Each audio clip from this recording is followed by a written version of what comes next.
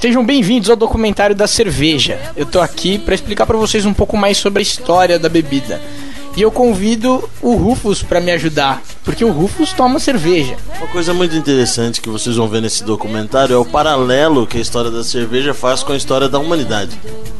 Há evidências que a prática da cervejaria originou-se na região da Mesopotâmia em 6000 a.C., que é um lugar que a cevada cresce em estado selvagem. Então, eles aproveitaram que já estava ali, pronto, e fizeram a bebida. No Egito, a cerveja ganhou status de bebida nacional. Já existiam diversos tipos, até com propriedades curativas. Consta que eles gostavam tanto da bebida que seus mortos eram enterrados com algumas jarras cheias de cerveja. Sumérios tomavam cerveja, sabia, Rufus? Putz. Então, documentos históricos provam que em 2100 a.C. eles alegravam-se com uma bebida fermentada, que era obtida através de cereais. Que bebida que vocês conhecem, que é fermentada à base de cereais? Cerca de 40% da produção dos cereais destinava-se a cervejarias chamadas casas de cerveja, mantida por mulheres. Acredita-se que a cerveja e os pães tenham aproximadamente a mesma idade, pelos ingredientes serem em comum, Então os padeiros deixavam fermentar ali os ingredientes e acabava tendo-se cerveja até por acidente. Os gregos aprenderam a técnica da cerveja com os egípcios e também usavam lúpulo. Os romanos aprenderam as técnicas com os gregos. 500 anos antes de Cristo e no período subsequente, os gregos começaram a dar preferência ao vinho. A cerveja então passou a ser bebida por classes menos favorecidas e dos bárbaros, muito apreciado pelos germanos e pelos gauleses. Lembram dos gauleses, Ken? Asterix e Obelix gostavam de cerveja. É por isso que a tradição até hoje ali nessas regiões é forte. Os franceses e os alemães adoram cerveja. Foi nessa época que as palavras servicia ou servícia passaram a ser utilizadas pelos romanos, em homenagem a Ceres, a deusa da agricultura, fertilidade, cerveja, amém. Rufus, você sabia que o professor Paul Haupt, da Universidade de Virgínia, em 1926, quando ele traduziu uma tábua cuneiforme assíria encontrada nas ruínas de Nínive, afirmou que a parte do carregamento da Arca de Noé era cerveja? Não sabia. Coisa de louco a cerveja, né? Imagina, a partir da Idade Média, os conventos assumiram a fabricação da cerveja, que até então era feita de forma doméstica. No século X, conforme os documentos encontrados no convento de St. Gallen, na Suíça, os frades que produziam cerveja recebiam 5 litros diários para seu consumo pessoal. 5 litros, cara? Esses caras ficavam mijando até o rim, meu. Foram os monges que tornaram popular o uso de lúpulo como fator de amargor da cerveja.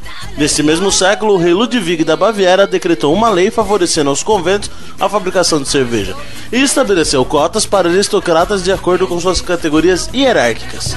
Então quer dizer que se eu fosse um grande nobre, eu ia poder beber mais? Isso mesmo. Que legal, cara. Os conventos mais antigos que iniciaram a produção da cerveja foram os de St. Gallen, na Suíça, e os alemães Hohenstephan e o St. Emmenen. Os beneditinos Hohenstephan foram os primeiros a receber oficialmente a autorização profissional para a fabricação da cerveja em 1040 d.C.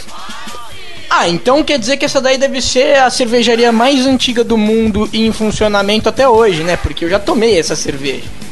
Sim, conhecida como o Centro de Ensino de Tecnologia da Cervejaria da Universidade Técnica de Munique.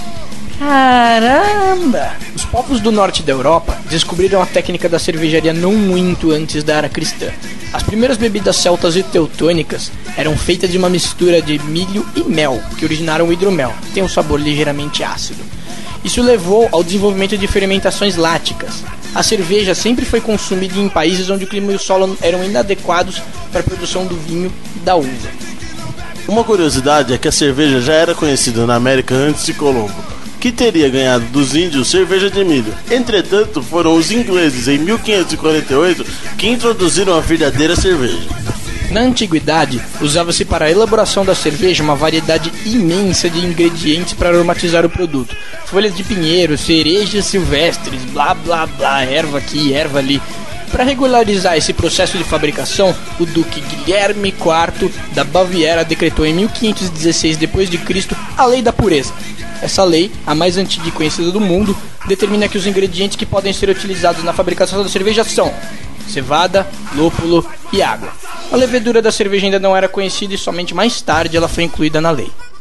Antes, o processo de fermentação da cerveja era natural, mas a partir do século XIX a fabricação foi dominada pela ciência.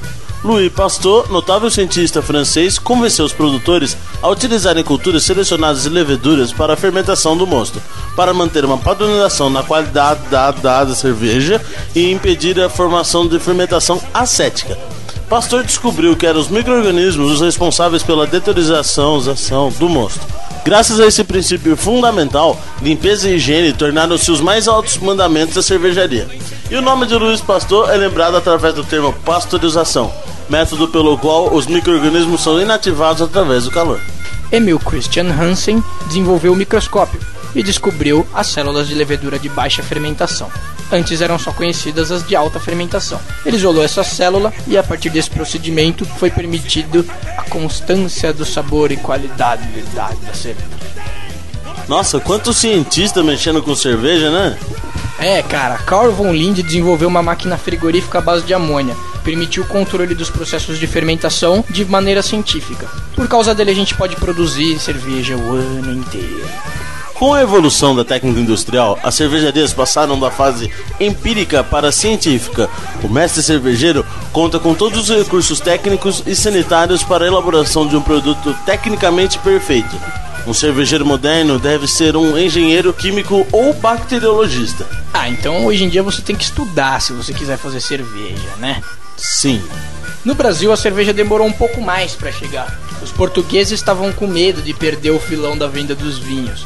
O hábito de beber cerveja começou nos tempos de Dom João VI, época em que a colônia inglesa importava a bebida da Europa. Até o final do século retrasado o Brasil ainda importava a bebida.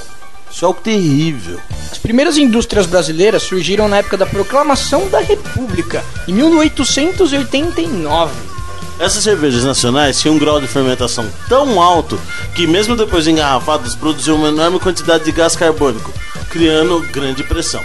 As primeiras marcas nacionais foram a Logos, Guarda Velha e Gabel. Um pouco mais tarde surgiram as marcas Vesoso, Estampa, Olinda, Leal e Rosa, e todas elas morreram.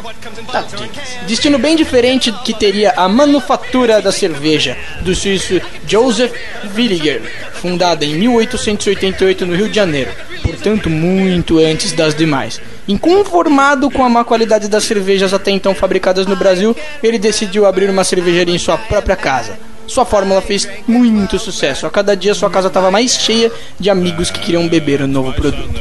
Que legal, cara. Esse documentário chega ao fim. E aí, Rufus, vamos tomar uma cerveja? Demorou, vamos chamar o Max.